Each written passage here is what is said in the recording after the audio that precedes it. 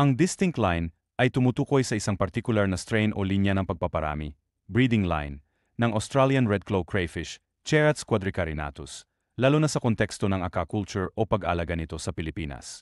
Hindi ito isang likas na biological feature ng species tulad ng kaaniwang mga linya o carinae sa kanilang shell, cephalothorax.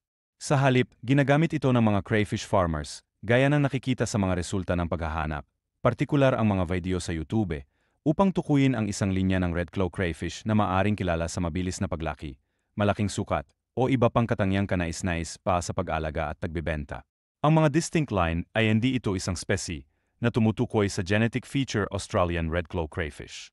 Ito ay isang tawag o brand pa sa isang selectively bred formed line ng Australian red-claw crayfish at hindi isang pangkaaniwang bahagi ng kanilang anatomya o natural na description. Please follow for more update.